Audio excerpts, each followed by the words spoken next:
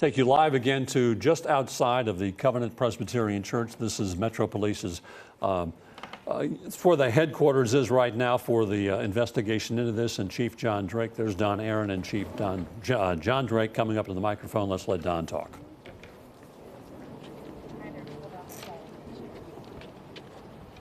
TBI, Ralph.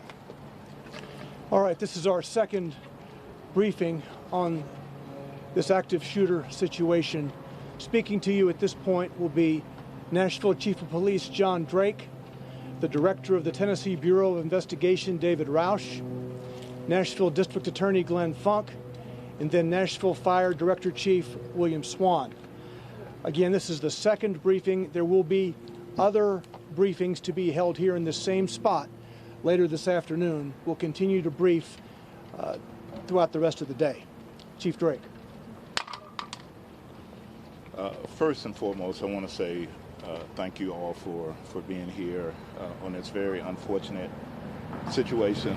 My heart and prayers go out to the families of the 6 people who were tragically injured. What I know at this point is at 10:13 today, our officers responded to a shots fired call to Covenant School. It's a church school. Officers immediately responded. A team of 5 immediately went in the school, went to where gunshots were being heard, and engaged the suspect. We have identified the suspect right now, tentatively a 28-year-old female white. We know the address of that person as well, and so we have some ongoing investigations as to that. We have 3 adult victims, and we have 3 children who have been identified, and their families have been contacted. Right now, I will refrain from saying the ages, other than to say I was literally moved to tears to see this and the kids as they were being ushered out of the building. I want to say thanks to all of our partners, to the FBI, to the ATF, and other federal partners, to the THP, Tennessee Highway Patrol, the TBI, the District Attorney, and to the Fire Department, who all came together and seamlessly addressed this situation as quickly as possible. I've already gotten requests from the national media about a great response. We're still assessing that as well. But what I can say, and what I've said before, is that whenever I hope that we would never have this situation, that if we ever did, we would not wait. We would immediately go in and we would immediately engage the person perpetrating this horrible crime. And so that's all I can say. Right now we have David Roush, Director of the TBI, who will come after me to address his portion. And then we have others that will say something as well. So thank you. Thank you, Chief. Again, I want to echo what Chief has said in reference to the great support and the great teamwork that has been taking place here, and as well as sending our heartfelt prayers to the families, to this community of these victims. Now, I know there'll be people who want to criticize us for prayers, but that's the way we do that in the South, right? We believe in prayer, and we believe in the power of prayer, and so our prayers go out to these families. The role of the TBI in this investigation is we have been asked by General Funk to assist in the officer-involved portion of this incident. So the incident where the officers engaged the suspect, we are assisting the Metro investigation.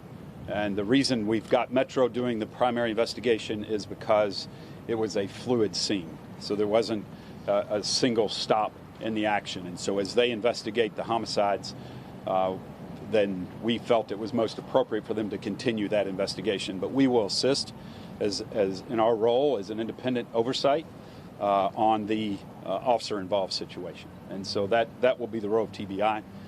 We, too, want to thank all of our partners it is special. We've had this conversation, unfortunately, too many times in Tennessee, and that is that you wish you wouldn't have to do these types of scenes.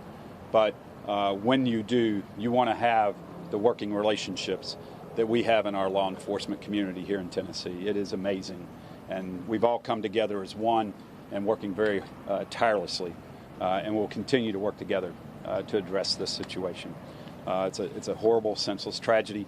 And we will be here working with our partners to get through it. And next, I'd like to introduce the District Attorney General for this area, Glenn Funk. This is the ultimate crime when school children and caregivers are the victims of senseless gun violence. Can't say anything before we first express our concerns for the victims and their families and the extended number of victims that are traumatized by today's events. I came out on the scene today because our current operating procedure is that when an officer is involved in a shooting, that the TBI comes out, and I knew that this was a unique case, and I wanted to make sure that everything was handled appropriately. Director Roush was out here almost at the exact same time I got here, and Chief Drake had already been on the scene for a while. The three of us met and talked about how the investigation was going to be handled. We made a joint decision affirming what the two law enforcement leaders, how they wanted to proceed, which was that Metro was going to handle the bulk of this, but the TBI would participate in a capacity to continue with making sure that we have transparency in everything and to make sure that any backup that MNPD needs in this continued investigation would be provided. Can't not stress enough how seamlessly that worked to have a conversation and a decision to be made quickly and appropriately as far as how the case was going to be handled from here. Hats off to Chief Drake and to Director Roush. I also want to thank Chief Swan and our federal partners as well. While I cannot comment about the ongoing nature of the investigation, really impressed with the work that's being done by law enforcement. Yes, good afternoon. First, let me just say, as everyone else, what a tragic day here in Nashville. So our hearts and our prayers do go out to all the family members and also the first responders that actually made this call. As always, the fire department and the Office of Emergency Management, our job is to support. And we were here at the beginning and we'll be here to the end. We just ask that everyone, again, as it was said earlier about prayer, we ask for that. And the ongoing support that's needed from our standpoint is to give support in any area that's asked for on the scene. So again, we thank you, and from this point forward, we'll just continue on with our mission and try to bring some type of closure and resolution. Thank you. I anticipate there will be another briefing at or before 4 o'clock. We will entertain 2 or 3 questions at this moment before these gentlemen have to go back to the scene to continue their work. Chief, you identified, did you identify the shooter in this case yet? Yes, we have identified the suspect. It's a 28-year-old female white, actually a Nashvilleian or lives in the Nashville area. We are having ongoing investigation as it pertains to her at this time. Located her place of where she lived? You have officers there? We have. Was she wearing body armor? Was she wearing body armor? I can't say that far into the investigation. I don't remember seeing it, but I can't say for certain if she had body armor on or not. Did she have any connection to the church? From my initial findings is that at one point she was a student at that school, but unsure what year, all of that. But that's what I've been told so far.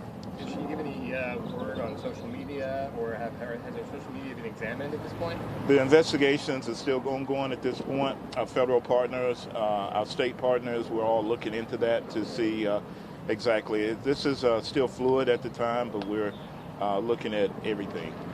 Did anybody pull the fire alarm? You know? Don't remember a fire alarm going out. I was told there were kids that evacuated into a wood line. They had the presence of mind to do that and to go to a fire hall. Once we arrived on scene, we had everyone moved to First Baptist Church, Woodmont. And that way we could get parents and children reunited and then ultimately make the notification on the 3 kids. Do we know yet if the side door she entered in was locked or not? There was a door that was entered. All doors were locked to our understanding, and how exactly she got in at this point is still under investigation. There is a vehicle that was nearby that gave us clues as into who she was, and but as stated, that investigation is still ongoing. Did the school have school shooter protocol? They did have protocol. To my understanding, we had, unfortunately, 3 kids that were tragically hurt. It could have been far, far worse. Okay, folks, we'll be back again before 4 o'clock. Okay? Thank you. Metro Police spokesman Don Aaron and Metro Police Chief John Drake, along with the district attorney, head of the TBI, and head of the Nashville Fire Department.